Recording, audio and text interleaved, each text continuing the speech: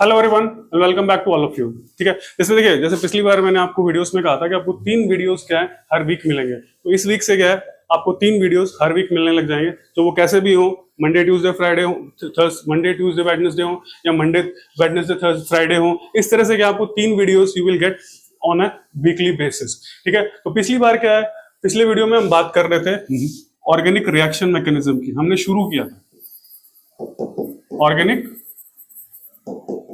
Reaction mechanism.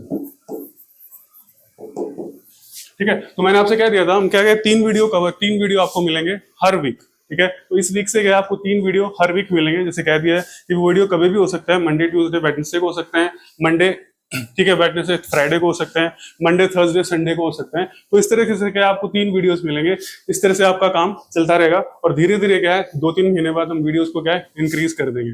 ठीक है, और बीच में आपके लिए क्या है बैच भी चलाया जाएगा, ऑफलाइन बैच। इसकी इंफॉर्मेशन धीरे धीरे हम करेंगे। अभी उसका प्लानिंग चल रही है कि ऑफलाइन बैच में हम क्या करेंगे, what we will do in the offline batch. ठीक है, तो जैसे कहा वीडियोस छोटे लेकिन क्रिस्प होंगे। ठीक है, छोटे वीडियोस होंगे, हम लेंदी मैराथन टाइप वीडियोस नहीं बनाएंगे, ताकि आपको एक एक कॉन्सेप्ट जो है वो क्लियर हो जाए, क्लैरिफाई हो जाए। ठीक है, तो पिछली बार हमने क्या है कि कुछ चीजें पढ़ी थी। We have studied something in the last, ठीक है, लेक्चर। तो लास्ट लेक्चर में क्या है, हमने कुछ चीजें स्टडी की थी ऑर्गेनिक रिएक्शन मैकेनिज्म के बारे में, जिसमें रिएक्शन कोऑर्डिनेट डायग्राम्स भी आ गए थे, रिएक्शन में क्या होता है, कैसे होता है, वो सारी चीजें क्या है हमने स्टडी की थी। तो आज कुछ चीजें क्या है हम पढ़ लेते हैं। तो कुछ चीजें आपको इंपॉर्टेंट है, जैसे कार्बन है, क्योंकि हम ऑर्गेनिक केमिस्ट्री पढ़ रहे हैं। तो ये क्या है, कार्बन की केमिस्ट्री है। क्या है, कार्बन की केमिस्ट्री है। और एक चीज ध्यान रखिएगा कि कल को आपसे पूछ लिया जाए कि एक्चुअल में क्या है कि ऑर्गेनिक केमिस्ट्री होती क्या है। ऑर्गेनिक केमिस्ट्री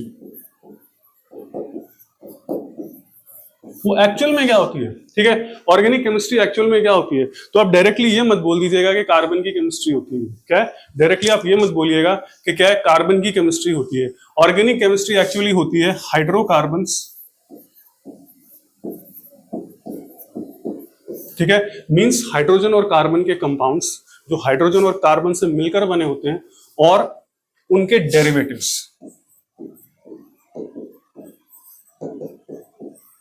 ठीक है, उनके जो डेरिवेटिव्स होते हैं, मींस हाइड्रोजन जैसे आप हटाएंगे और दूसरा कोई भी कंपाउंड, कोई भी ग्रुप या कुछ भी लगाएंगे, तो उससे क्या है डेरिवेटिव बन जाएगा। जैसे मान लीजिए ये आपके पास में क्या है, methane CH4, this is a hydrocarbon. ये क्या है, हाइड्रोकार्बन है। अब अगर मान लीजिए इसमें से आप CH3 की जगह Cl लगा देते हैं, ठीक है, तो ये क्या बन जाता है, क्लोरोमीथेन। क्लियर है, क्या बन जाता है, क्लोरोमीथेन। तो इस तरह से जो कंपाउंड बनते हैं और हाइड्रोकार्बन्स होते हैं, उनकी केमिस्ट्री को कहा जाता है क्या, ऑर्गेनिक केमिस्ट्री। ठीक है, ऑर्गेनिक केमिस्ट्री। तो इसके अंदर कार्बन की दो इंपॉर्टेंट क्वालिटीज आती हैं आपके पास, दो इंपॉर्टेंट क्वालिटीज आती हैं। पहली तो आती है टेट्रावैलेंसी।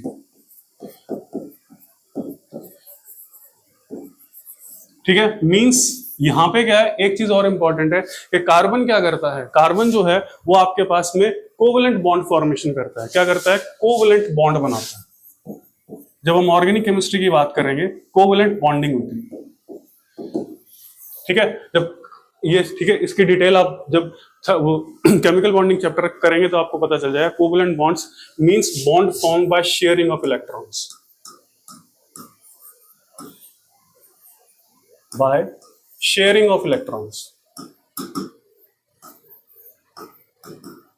ठीक है, तो शेयरिंग ऑफ इलेक्ट्रॉन्स की तरफ से क्या होता है, तो कार्बन की टेट्रावैलेंसी यानी कोवलेंट बॉन्ड बना रहा है, तो कार्बन मैक्सिमम 4 कोवलेंट बॉन्ड बना सकता है।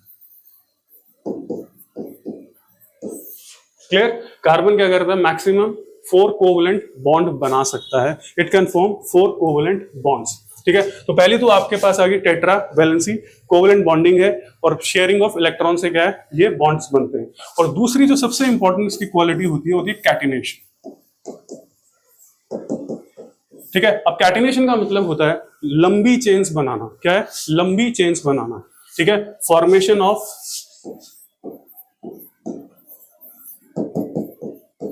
लॉन्ग चेन्स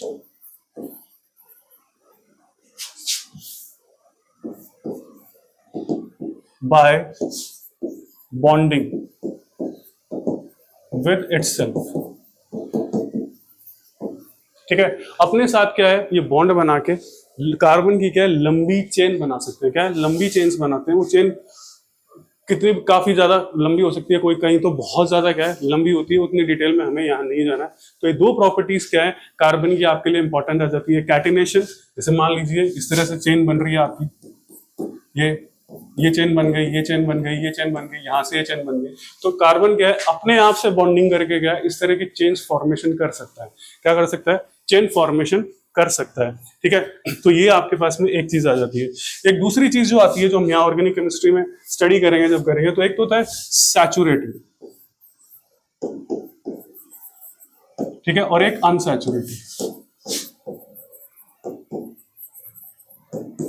ठीक है, सैचुरेटेड और अनसैचुरेटेड कंपाउंड्स। ठीक है, सैचुरेटेड और अनसैचुरेटेड कंपाउंड्स। सैचुरेटेड का मतलब ये होता है कि सारे बॉन्ड्स क्या होते हैं, सिंगल होते हैं।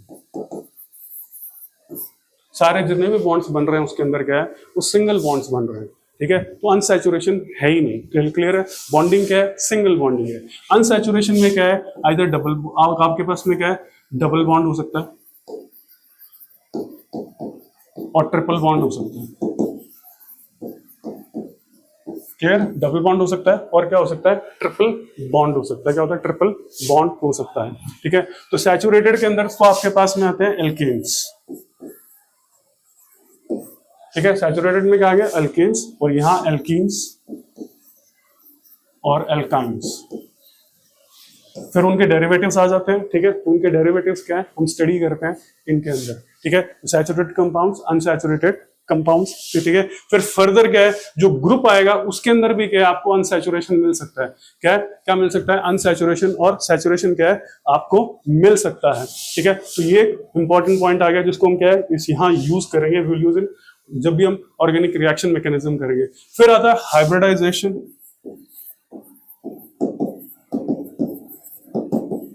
Of carbon atom. क्लियर है कि हाइब्रिडाइजेशन कार्बन एटम का कैसा होगा, जब वो सैचुरेटेड होगा, जब वो अनसैचुरेटेड होगा, तो उस कंडीशन में कार्बन का हाइब्रिडाइजेशन जो होगा वो किस तरह का होगा।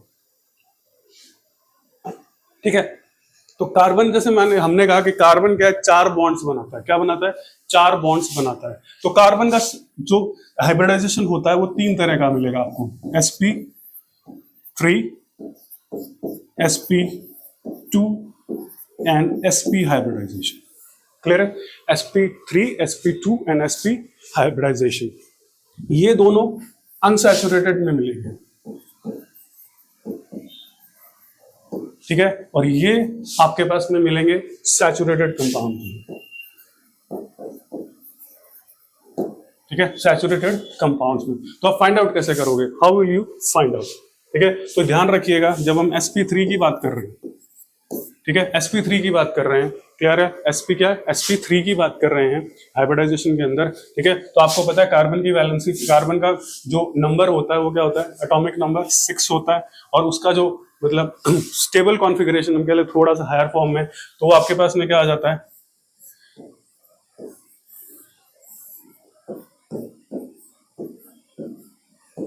2s और 2p। ठीक है, तो इस तरह से क्या आपके पास में उसका इलेक्ट्रॉनिक अरेंजमेंट आ जाता है। क्या आ जाता है, इलेक्ट्रॉनिक अरेंजमेंट आ जाता है, जबकि एक्चुअली होना यहाँ चाहिए था 2, लेकिन वो क्या है जंप करके यहाँ चला जाता है। तो ये 4 इसके पास में क्या है अनपेयर्ड इलेक्ट्रॉन्स हो जाते हैं। तो ये 4 बॉन्ड क्या है बना सकता है। तो दिस कैन फॉर्म 4 बॉन्ड्स। ठीक है, अब 4 सिंगल बॉन्ड अगर बना रहा है, ठीक है, ऑल बॉन्ड्स आर सिंगल,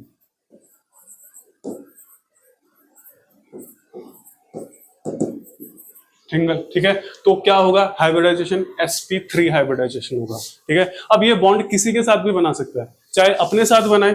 ठीक है, अपने साथ बनाए मींस इस तरह से बॉन्ड बना दो। ठीक है, इस तरह से क्या है बॉन्ड बना दो आपके लिए।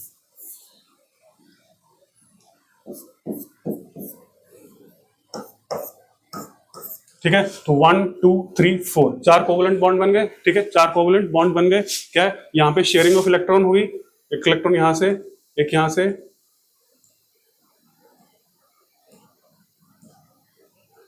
ठीक है। तो इस तरह से क्या आपके पास में 4 सिंगल बॉन्ड्स बन गए। तो जहां भी 4 सिंगल बॉन्ड बन रहे हैं कार्बन के, किसी भी कार्बन के, तो उसकी हाइब्रिडाइजेशन जो होती है वो क्या होती है, sp3। ठीक है। अब ये इस तरह से भी हो सकता है, जैसे हमने मीथेन को स्टडी किया था, मीथेन देखा था। ठीक है। तो 4 हाइड्रोजन्स के साथ क्या है, ये बॉन्ड बना रहा है। क्या बना रहा है, 4 हाइड्रोजन्स के साथ कोवलेंट बॉन्डिंग कर रहा है। अब ये कंपाउंड इस तरह से भी आपको मिल सकता है, Cl H Cl H। H की जगह क्या है, 2 Cl आपने ऐड कर दिए। क्या कर दिए, 2 Cl आपने ऐड कर दिए। तो ये आपके पास में क्या आ गया, डाइक्लोरोमीथेन आ गया। ठीक है, डाइक्लोरोमीथेन आ गया। वहां पर वो मीथेन है, ये जो कार्बन का जो टेट्रावैलेंसी है, पेंटा कार्बन है। ठीक है। तो अब आपके पास में आ जाते हैं, फिर sp2 की बात करते हैं। ठीक है। अब sp2 में क्या होता है, 1 डबल एंड 2 सिंगल बॉन्ड्स।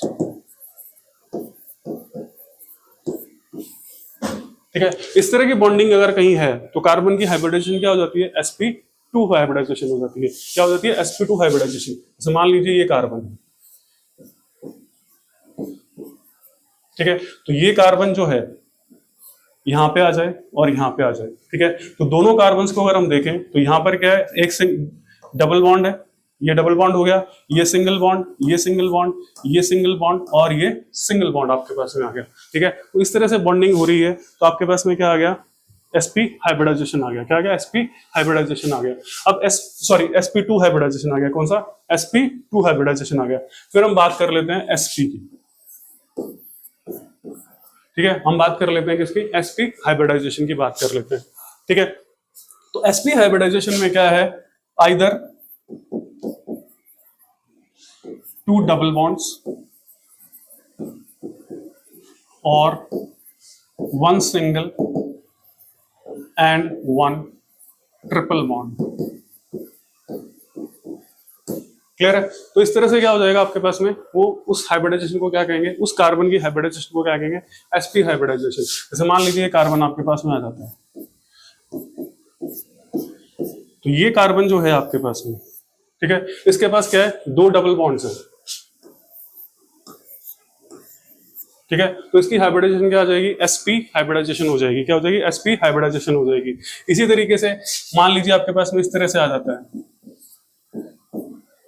ठीक है। तो दोनों की ही क्या है, sp हाइब्रिडाइजेशन है। क्या दोनों की sp हाइब्रिडाइजेशन है, क्योंकि यहां पर क्या है आपके पास, ये ट्रिपल बॉन्ड दोनों के लिए एप्लीकेबल है और एक सिंगल बॉन्ड क्या है, दोनों के लिए एप्लीकेबल है। तो दोनों के लिए क्या आ जाती है आपके पास में, sp हाइब्रिडाइजेशन आ जाती है। क्या आ जाती है, sp हाइब्रिडाइजेशन। देखिए बहुत सिंपल कॉन्सेप्ट है, लेकिन क्या है, कभी कभी आप इसलिए मिस्टेक कर जाते हैं।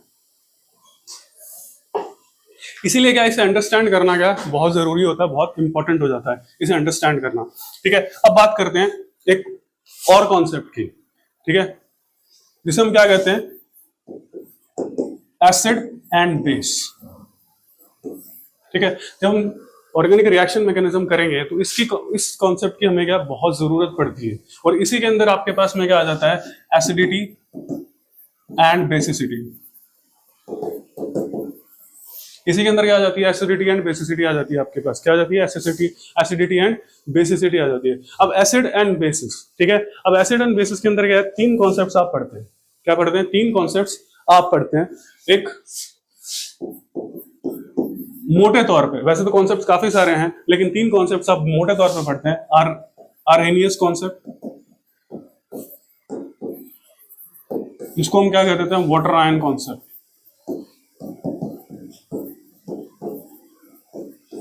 ठीक है। वाटर आयन कॉन्सेप्ट मींस क्या क्या कहलाता है, ये कहता है कि कोई कंपाउंड अगर वाटर में H+ आयन डोनेट करता है, ठीक है, H+ आयन डोनेट करता है, तो उसको हम क्या कह देते हैं, एसिड। और जो OH- डोनेट करता है उसको हम क्या कह देते हैं, बेस। क्लियर है। तो ये कॉन्सेप्ट सिंपल है, ध्यान रखना, हमें यहाँ इतना इसका यूज नहीं करना है। This is a simple concept. ठीक है। दूसरा जो कॉन्सेप्ट आता है वो आता है आपके पास में लुईस कॉन्सेप्ट। ठीक है। वैसे तो ब्रॉन्स्टेड लॉरी आता है, पर इसका कम यूज है, इसलिए हमने इसको पहले दे लिया। ब्रॉन्स्टेड लॉरी को हमें थोड़ा सा डिटेल में करना पड़ेगा, क्योंकि उस कॉन्सेप्ट को काफी ज्यादा क्या है, यूज किया जाता है रिएक्शन मैकेनिज्म। ठीक है। तो ये क्या है, लोन पेयर कॉन्सेप्ट है। क्या है, लोन पेयर कॉन्सेप्ट है। ठीक है। मींस एसिड और बेसिस क्या है? What is an acid?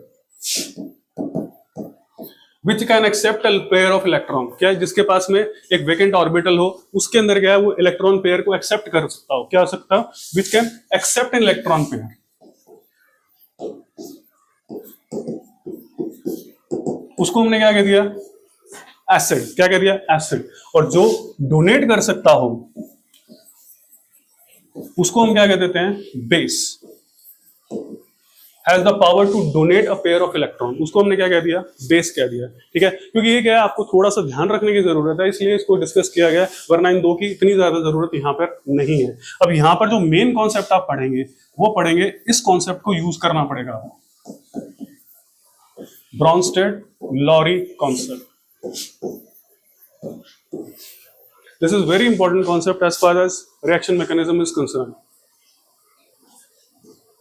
ठीक है, as far as reaction mechanism is concern, this is a very important concept. अब ये कॉन्सेप्ट कहता क्या है क्या? ठीक है, ये H प्लस कॉन्सेप्ट है। क्लियर है? ये क्या है? H प्लस कॉन्सेप्ट है। क्लियर है? ठीक है, तो यहां पर आपके पास में कॉन्सेप्ट में what is this concept is, ठीक है, तो जो H प्लस डोनेट करेगा, क्या करेगा? The compound which can donate H plus ion. ठीक है, जो H प्लस आयन डोनेट कर सकता है उसे हमने क्या कह दिया? एसिड। क्या कह दिया उसे हमने? एसिड कह दिया। That we known as acid. तो उसे हमने कह दिया एसिड। और जो एक्सेप्ट करेगा H प्लस, उसको आपने क्या कह दिया? बेस। क्या कह दिया आपने? उसे बेस कह दिया। ठीक है, तो दो चीजें आपके पास में आ गई आपके पास में। ठीक है, और यहां पर क्या है, एक इंपॉर्टेंट कॉन्सेप्ट आता है आपके पास में, कॉन्जुगेट एसिड बेस पेयर। ठीक है, कॉन्जुगेट एसिड बेस पेयर जिसे हम कह रहे हैं, जिसे संयुग्मी कहते हैं, संयुग्मी अम्ल क्षार युग्म जिसे हम कह रहे हैं, कौन से? बेसिस। ठीक है, those compounds, two compounds which can be differentiated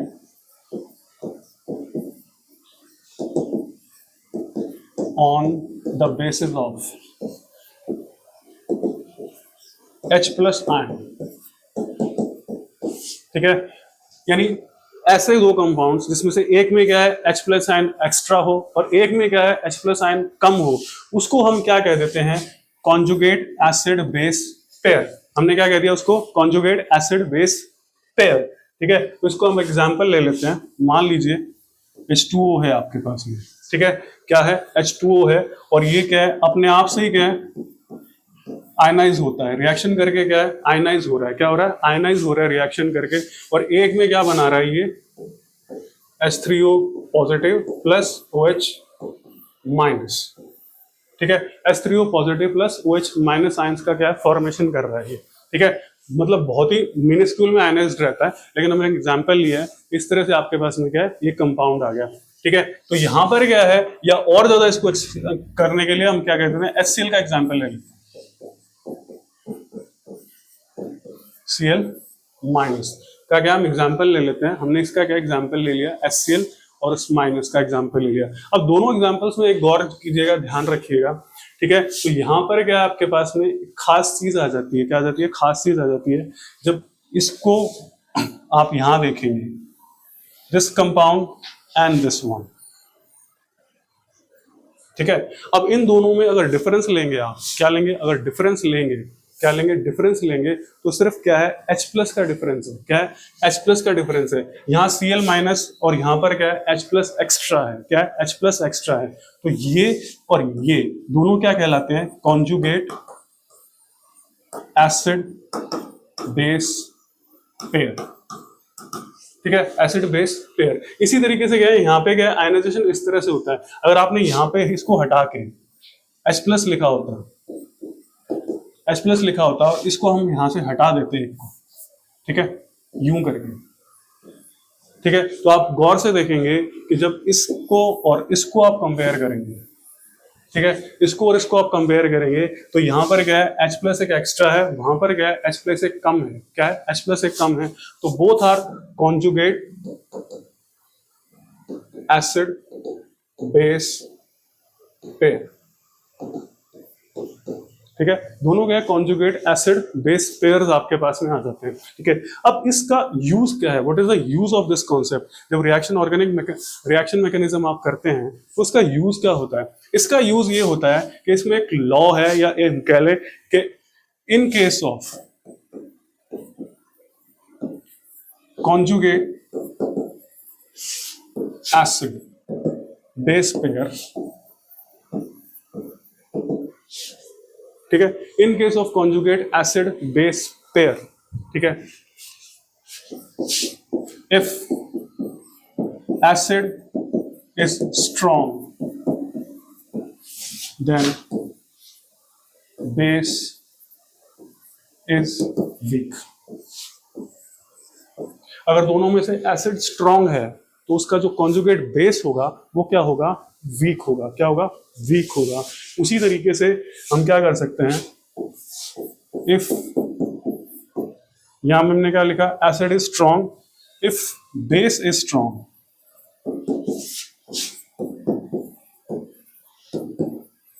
then acid is weak. ठीक है, तो ये कॉन्सेप्ट आपके लिए बहुत ज्यादा इंपॉर्टेंट हो जाता है जब आप रिएक्शन मैकेनिज्म करते हैं और रिएक्शन मैकेनिज्म से आपसे पूछा जाता है कंपाउंड कौन सा बनेगा, किस तरह से कंपाउंड बनेगा, तो यहाँ पर क्या है, एसिडिटी बेसिसिटी कॉन्सेप्ट जो होता है वो काफी ज्यादा क्या हो जाता है, इंपॉर्टेंट हो जाता है, क्या हो जाता है, काफी ज्यादा इंपॉर्टेंट हो जाता है। इसीलिए इसको हमने थोड़ा सा क्या डिटेल में किया था, उसको सिर्फ हमने टच किया था कि भी ठीक है वो दोनों कॉन्सेप्ट आपको कहते क्या है, what those concepts actually tell you about और दोज रिएक्शंस। ठीक है, कि भी वो कॉन्सेप्ट है क्या, किसी कंपाउंड्स के बारे में वो किस तरह से क्या करते हैं, बात करते हैं। तो वो जब आप एसिड बेस का चैप्टर पढ़ते हैं स्पेशली, तब उसको क्या आप डिटेल में कर लेते हैं, तो ये चीजें आपके पास में क्या आ जाती हैं, तो ये चीजें क्या आपके पास में आ जाती हैं। अब ये तो हो गया एसिड बेस्ड कॉन्सेप्ट। अब इस कॉन्सेप्ट को हम ऑर्गेनिक रिएक्शन में क्या है, बहुत सी जगह पर क्या है यूज करेंगे, इसलिए इस कॉन्सेप्ट को ध्यान में रखिएगा कि ये कॉन्सेप्ट आपको कह क्या रहा है, what this concept is saying to you. ठीक है, तो उसी तरीके से कहा जाता है ना, जब हम HF, HCl, HBr और HI को कंपेयर करते हैं, ठीक है, HI को कंपेयर करते हैं तो हम ये देखते हैं कि भी कौन सा स्ट्रॉन्गेस्ट है, ठीक है, कौन सी एसिड क्या है स्ट्रॉन्गेस्ट है। तो उसमें क्या है, कंपेयर करते टाइम हम कॉन्जुगेट बेस लेते हैं, इनका क्या है, कॉन्जुगेट बेस से कंपेयर करते हैं, तो ये देखते हैं कि ये जो बेस होता है, ठीक है, ये जो बेस होता है ये सबसे क्या हो जाता है, वीकेस्ट होता है, क्या होता है, सबसे वीकेस्ट होता है, क्या है, सबसे वीकेस्ट होता है। इसलिए HI जो होता है वो सबसे स्ट्रॉन्गेस्ट एसिड बन जाता है आपके पास में, क्या है, HI सबसे स्ट्रॉन्गेस्ट एसिड बन जाता है इन तीन की कंपैरिजन में, ठीक है, चारों के कंपैरिजन में। तो ये एक इंपॉर्टेंट कॉन्सेप्ट आ गया आपके पास में, ठीक है। तो और अब क्या है, सबसे इंपॉर्टेंट कॉन्सेप्ट आता है ऑर्गेनिक केमिस्ट्री का, जिसपे क्या है, जिससे सारी चीजें बनकर आती हैं, वो होता है बॉन्ड फिजन।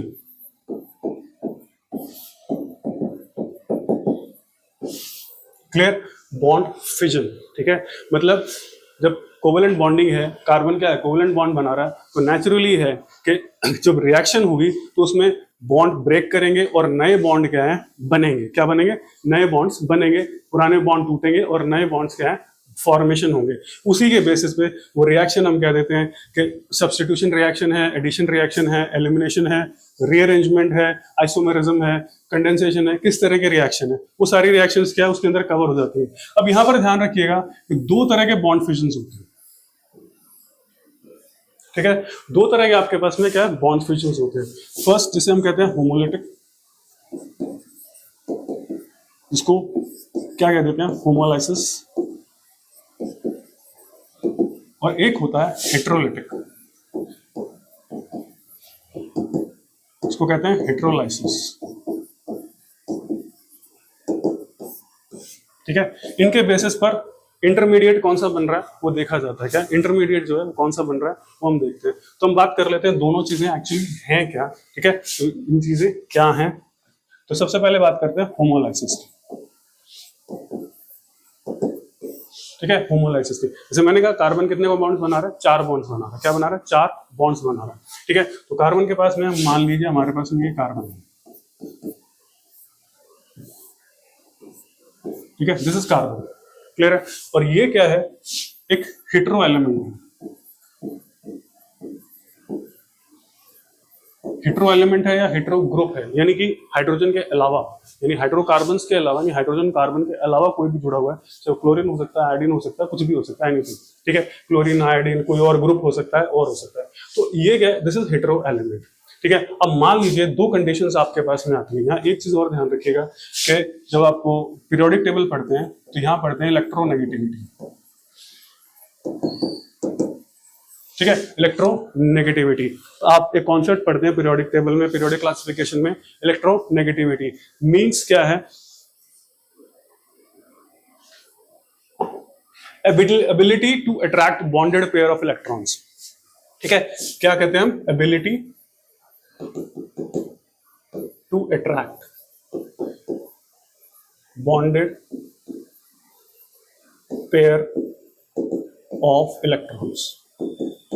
ठीक है, तो उसको क्या कहते हैं, इलेक्ट्रोनेगेटिविटी। जिसकी इलेक्ट्रोनेगेटिविटी ज्यादा होती है उसे, उसके पास अट्रैक्ट करने की पावर ज्यादा होती है। जिसकी इलेक्ट्रोनेगेटिविटी कम होती है उसके पास अट्रैक्ट करने की पावर क्या होती है, कम होती है। तो ये आपके पास में आ जाता है इलेक्ट्रोनेगेटिविटी। अब होमोलाइसिस, तो दो कंडीशन आपके पास में हो सकती है, आइदर जो आपके पास में सी है, क्या है, सी है, दो कंडीशंस हो सकती हैं, 2 या 3 कंडीशन हम ले लेते हैं। तो पहली बात, होमोलाइसिस में क्या है कि इसकी और इसकी इलेक्ट्रोनेगेटिविटी ऑलमोस्ट क्या हो, सेम हो। क्या हो, ऑलमोस्ट क्या हो, सेम हो। देखिए बिल्कुल इक्वल नहीं होती है, इक्वल नहीं कर सकते। इक्वल तो तभी होगी जब यहाँ आप कार्बन लगाएंगे। ठीक है, इक्वल तो तभी होगी जब आप क्या यहाँ पे कार्बन लगाएंगे, तभी इक्वल होगी। अब मान लीजिए बिल्कुल ऑलमोस्ट सिमिलर है, क्या है, सिमिलर है, तो दोनों का अट्रैक्शन इस पे क्या होगा, सेम रहेगा, ऑलमोस्ट सेम रहेगा। ठीक है, ऑलमोस्ट क्या है, सेम रहेगा। मतलब ये कि ना तो ये अपने इलेक्ट्रॉन पेयर को अपनी ओर खींच सकता है और ना ये इलेक्ट्रॉन पेयर को क्या अपनी ओर खींच सकता है। तो बॉन्ड टूटेगा कैसे, how will the bond break. Bond break करना जरूरी है, क्या बिना बॉन्ड ब्रेकिंग के ये काम होगा नहीं। तो बॉन्ड क्या ब्रेक होगा, इस तरह से। क्या होगा, इस तरह से क्या होगा, बॉन्ड ब्रेक होगा। दोनों के पास क्या है, एक एक इलेक्ट्रॉन आ जाएगा। ठीक है, क्या होगा, एक एक इलेक्ट्रॉन आ जाएगा। मींस ये बॉन्ड क्या हो गया, इक्वली ब्रेक करेगा। इलेक्ट्रॉन दोनों के पास क्या हो गए, इक्वल हो गए। क्या हो गए, इक्वल हो गए। तो इस तरह से जो बॉन्ड ब्रेकिंग होती है उसे हम बोलते हैं होमोलाइसिस या होमोलिटिक फिजन। ठीक है, होमोलाइटिक या होमोलिटिक फिजन। और इससे जो इंटरमीडिएट बनता है उसको बोलते हैं फ्री रेडिकल। ठीक है, इसको हम डिटेल में पढ़ेंगे, आप सिर्फ ध्यान रखिएगा। This is known as free radical. इसे क्या कह देते हैं हम, फ्री रेडिकल कह देते हैं। अब इसके पास क्या है, 7 इलेक्ट्रॉन्स हैं। ठीक है, और ये क्या है, इलेक्ट्रॉन डिफिशिएंट है।